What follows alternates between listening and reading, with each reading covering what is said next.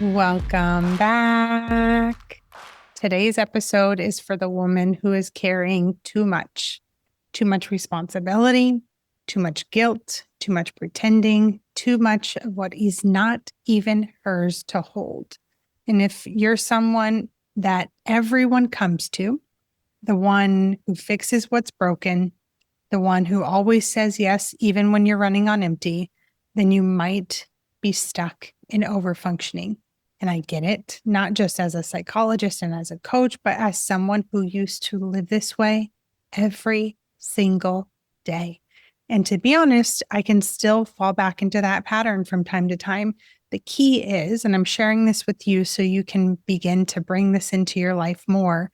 When I notice that I've fallen back into that pattern, I get back on the bandwagon, and the bandwagon is stepping out of overfunctioning without judgment, and I move on. And that's what's possible for you too. Before, I thought that being needed made me valuable. I thought anticipating everybody's needs meant that I cared. I thought that solving problems made me strong, but it actually made me burned out, sometimes resentful, and disconnected from myself. So today, what I want to do is walk you through 4 truths that set me and so many of my clients free from overfunctioning. But before we dive into that, if this has caught your attention and you're like, "Ooh, okay, this kind of sounds like me," then it's possible that you feel responsible for keeping everyone around you okay. And that might be emotionally or physically or mentally, but it's even at the cost of your own well-being. You might find it easier to meet other people's needs than name your own. And honestly, you might not even be sure what your needs are or your wants are anymore. And if you haven't been listening to every episode, make sure that you listen. I think it's 2 episodes ago where I talked about this specifically, getting more in tune with what you want. If you're resonating with this, you may also say yes when you mean no, because you just don't want to disappoint anyone, even though you feel tired, maybe exhausted, depleted, frustrated, or even resentful afterward. You overprepare, overcommit, overgive, because deep down, being needed makes you feel valuable, even if you're exhausted from it. And you may also resonate with feeling anxious, guilty, or even unsafe when you're not doing something productive. So rest and stillness need to be earned in your mind. That's how you've been operating. Now, I'd love for you to sit with that and think through, how many of these resonate with me? Is this how I've been showing up day to day, week to week, month to month, year to year? My whole stinking life, it feels like. I get you. And I want to dive into 4 things that you need to know. Okay. Or at least I needed to know them. And I'm assuming that's the case for you as well, if you're resonating with this. Number 1, other people's problems are not your emergency. Just because somebody's struggling doesn't mean that you have to fix it. Just because someone's upset doesn't mean that you caused it. Just because someone has a need doesn't mean that you have to meet it. You can care deeply without caring constantly. Okay. You don't have to carry it all constantly to care deeply. Those are 2 separate things. Overfunctioning has tricked you into believing that it is your job to keep everyone else regulated, comfortable, and okay, even if it comes at your own expense. But when you treat every problem like it's an emergency you're responsible for solving, you end up living in this like constant state of urgency. You get to choose if you treat every problem as an emergency that you're responsible for. I want to give you a permission slip because I know that sometimes in the past, I needed to hear that permission from somebody. You can care without carrying it all. You're allowed to pause before rescuing. You don't have to rescue at all. And you're allowed to ask, is this mine? Okay. Number 2, your worth is not measured by your usefulness. So many of us grew up being praised for being the responsible one. I know I did. The useful one, the one who holds it all together, the old soul. Who knows? Maybe I am an old soul, but I definitely heard that. I can remember since I was 6 years old over and over and over again. And somewhere along the way, we confused being useful with being valuable. You're not a utility. You're a human being. You don't have to earn your place being indispensable.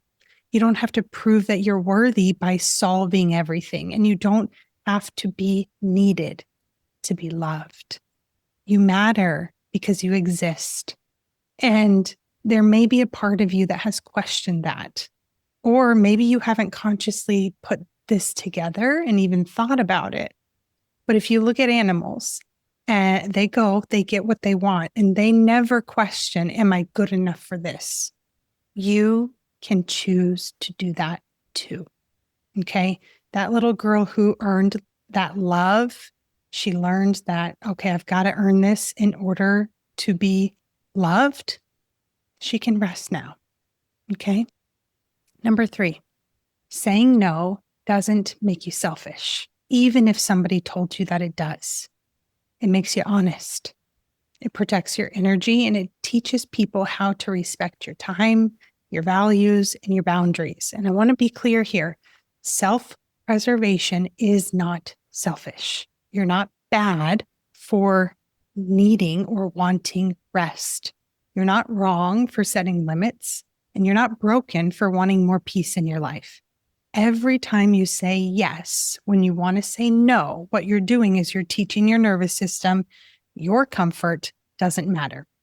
And every time when you say yes, when you actually want to say no, you tell yourself in your subconscious that you don't matter.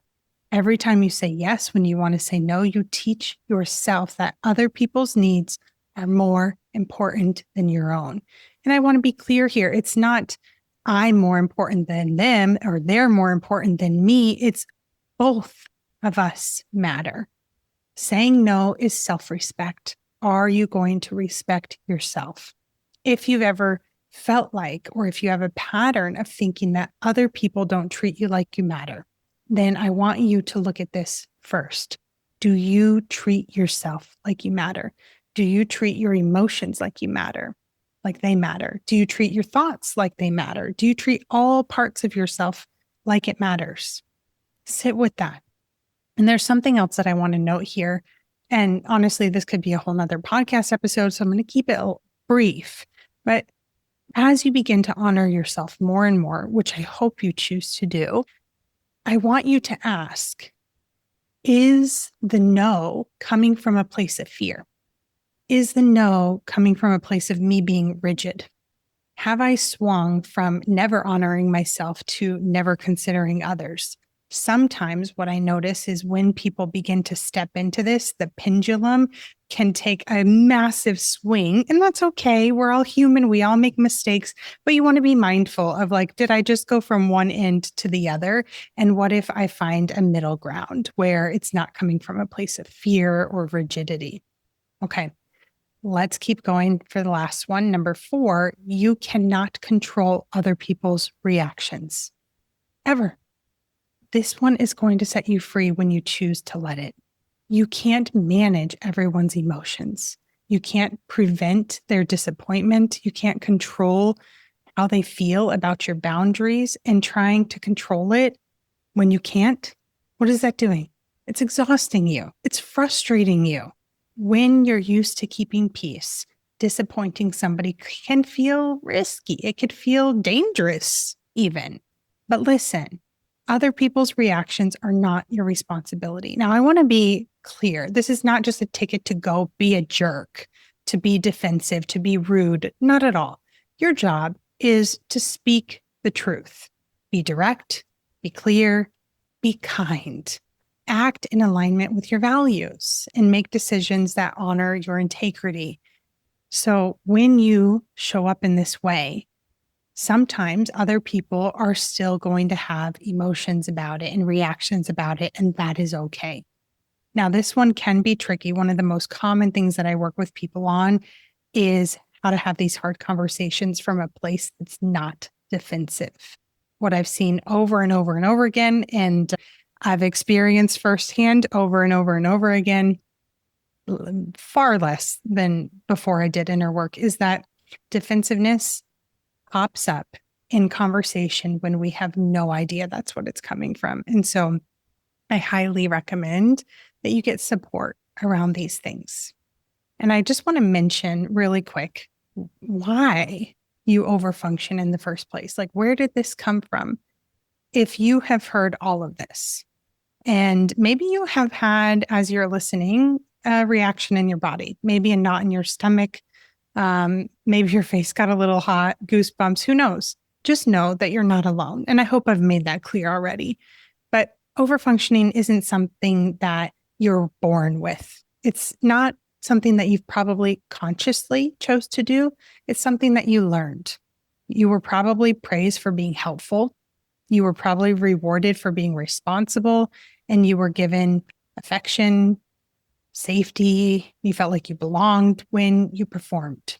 And maybe you were punished when you didn't.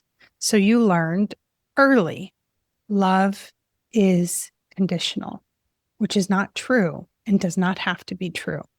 But that doesn't mean that it didn't happen before. So being indispensable, if you resonate with this, probably felt safer than being yourself. It's not your fault. That was survival, but now it's not survival anymore. It's a pattern that is keeping you stuck. And I don't think you want to stay stuck. And you have the power to break it. You do. What I want you to know is that overfunctioning is not serving you anymore, and it's not serving anyone else. When you stop doing everything, you actually give other people the gift of building belief in themselves in a number of areas. Belief that they can handle it, belief that they're capable. We could go on and on and on. And when you honor your limits, you model what a healthy boundary looks like, which is good for other people to see, because so many of us didn't even learn what boundaries were. And when you care for yourself, you become more available in relationships, not less, even if your mind has told you the opposite. You don't have to carry the weight of everyone else's world. Your shoulders were literally never meant to hold that load. And I know that this is probably something that you've thought like, oh, this is just the way that I am. And I promise with practice and inner work, this is something that you can release. Just the other day, one of my clients noticed, she brought this up as something that she wanted to work on. And she noticed, she said, like, I can tell how much you care, but I can tell that you're not carrying it. Those two things are separate. You can deeply care without carrying it. And it feels so good. I'll just say that. So if this episode hit home, I'd love to hear what landed for you most. Send me a DM on Instagram or on Facebook, or share this episode with somebody else who needs to hear it. And if you are ready to stop overfunctioning and finally feel safe, calm, and in control of your own life, Brave Academy is the next step. Inside, I'll walk you through the exact process to get out of fight or flight, rebuild self-trust, and set down what was never yours to carry in the first place. You do not have to keep performing to be loved, and you do not have to stay stuck in survival mode. You can heal, and you get to choose to take that next brave step.